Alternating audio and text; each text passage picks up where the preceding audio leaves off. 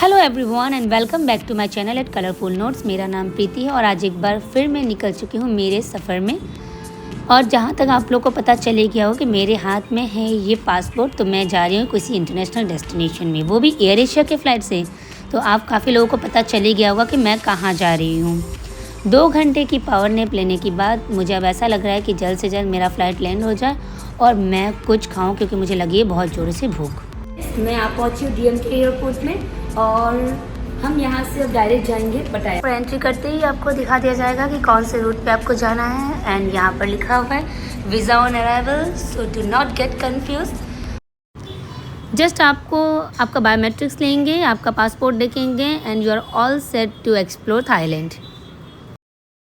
सो हमारा था late night flight और अभी मुझे लगी बहुत ज़ोर से भूख। एंड मैं यहाँ पर आ चुकी हूँ एक काउंटर में, जहाँ पर फूड काउंटर, जहाँ पर variety of foods and packed food मिल रहे हैं। सो लेट्स सी क्या हम मेरे लायक है खाने लायक। वाह, फाउंड इट्स गोल्ड चाइनीज़ पियर। और जिन लोगों को नहीं पता, मैं बहुत ज़्यादा फ्रूट लवर हूँ। I love fruits a lot. And सबसे पहले मैं कहीं पर भी जाती हूँ तो मेरी नज़र फ्रूट्स पर जाती है। यहाँ पर ये एप्पल्स है। This is 2 Apple around 72 bath. Banana of 12 baht, 1 piece 12 baht, and there are so many other things. ये सब चीज़ तो मैं खाती नहीं हूँ, आई अवॉइड मैदा। तो मैं आई थी फूड्स में से कुछ लूँगी। कोई भी चीज़ खरीदने से पहले उसके लेवल को अच्छी तरीके से पढ़ें, कहीं वो चिकन का या पोर्क का या बीफ का या फिर सी फूड का ना हो, because some people are allergetic to sea food and other thing.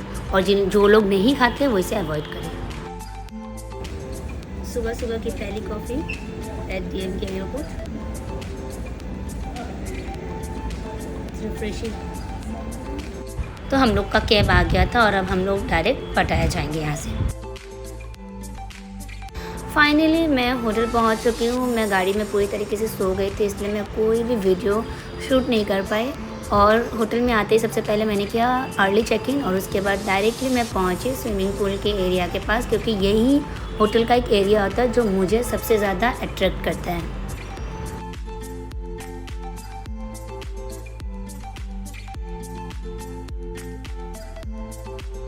So hotel check in हो गया, रेडी हो गई हूँ और निकल रही हूँ अभी मैं अपने लोकल साइट सीइंग के लिए। तो सबसे पहला डेस्टिनेशन था हमारा जेम्स गैलरी।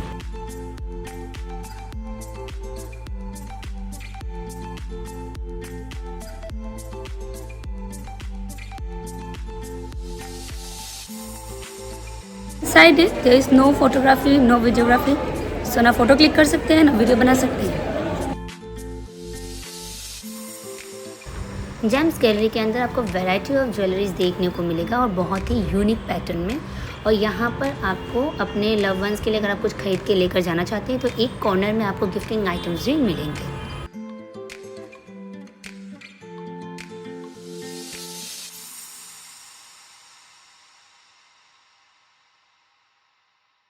तो नेक्स्ट डेस्टिनेशन जहाँ मैं गई वो था फ्लोटिंग मार्केट।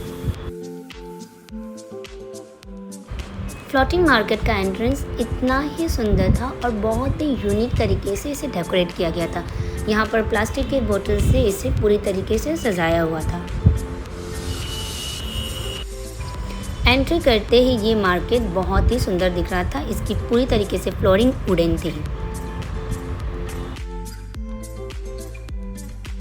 ये सब चीज़ें इतनी सुंदर दिख रही थी और ये काउंटर जो था इसने मुझे सबसे ज़्यादा अट्रैक्ट किया, क्योंकि मुझे वुडन चीज़ों से बहुत ज़्यादा प्यार है। और यहाँ पर इतनी सुंदर सुंदर क्रिएटिविटी मुझे देखने को मिली। ये सारी चीज़ें सिर्फ और सिर्फ वुडन से बनी हुई थी। आप ये एलिफेंट देख सकते हैं, इतना ज़्यादा सुंदर है। और एलिफेंट के ऊपर ये मंदिर जैसा बना हुआ है, मतलब बहुत ही यूनिक। अगर आप देखेंगे तो कितना ही सुंदर लग रहा है ये सब चीज़ें।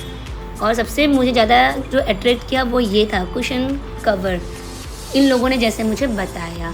और ये है आपका थाईलैंड का सिंबल, आप ये किसी को गिफ्ट कर सकते हैं। तो floating market basically gifting items है। और मैंने वहाँ से ये एक बैग परचेज़ किया जो मुझे बहुत ज़्यादा ही सुंदर लगा। ये लिटरली बहुत सुंदर था और इसके मैंने पे किए 250 बात, मीन्स 250 बात।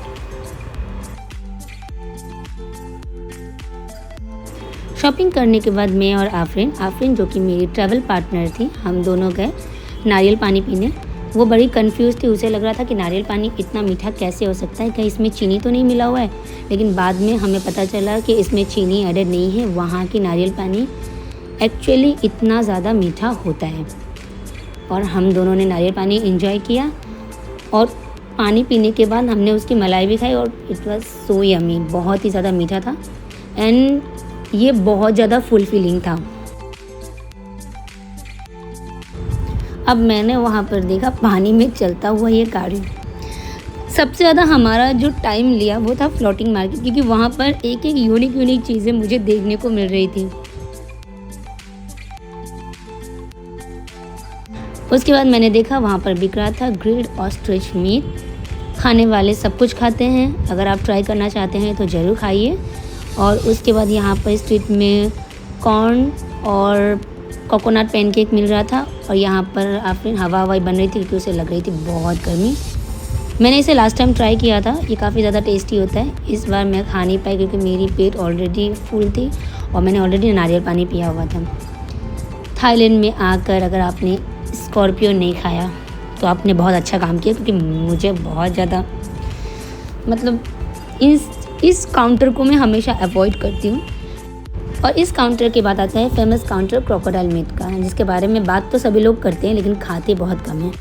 आफ्टर फ्लोटिंग मार्केट मेरी नेक्स्ट डेस्टिनेशन थी अंडर वाटर वर्ल्ड। यहाँ पर आपको वैरायटी ऑफ फिश, इंसेक्ट्स और काफ़ी ज़्यादा खूबसूरत नज़ारे देखने के लिए मिलेंगे। अंडर वाटर वर्ल्ड एक मस्ट विजिट प्लेस है, इसे आप स्किप मत कीजिएगा। अब यहाँ एंट्री होती है मेरी बहन की, थोड़ी खतरों की खिलाड़ी टाइप। ऑब्वियसली बहन मेरी है तो एंट्री भी वैसे ही करेगी ना। और यहाँ पर इसने अपने सर पर बैठा रखा है ये सांप। पता नहीं कोई सर पे सांपों को बैठा के फ़ोटो कैसे क्लिक कर सकता है। मुझे तो बड़ी मतलब एलर्जी टाइप होती है इन लोगों से। दुनिया में किसी भी चीज़ों के साथ फ़ोटो क्लिक कराऊँ लेकिन सांप, ओ माय गॉड। और इसे देखिए कैसे हंस के फ़ोटो ले रही है। आज का मेरा साइट सीन कंप्लीट हो चुका था। उसके बाद मैं डायरेक्टली पटाया बीच के पास आई। वहाँ मैंने देखा कि यहाँ पर ओपन स्पा काउंटर्स हैं, तो अगर आप इंटरेस्टेड हैं तो आप ले सकते हैं। मैं उसके बाद डायरेक्टली बीच के पास गई, वहाँ मैंने थोड़ा इंजॉय किया और उसके बाद मैं डायरेक्टली अपने होटल को चली गई बिकॉज़ आज मैं बहुत ज़्यादा टायर्ड थी। तो मिलते हैं कल अगले ब्लॉग में, तब तक के लिए bye bye and do like share and subscribe my channel.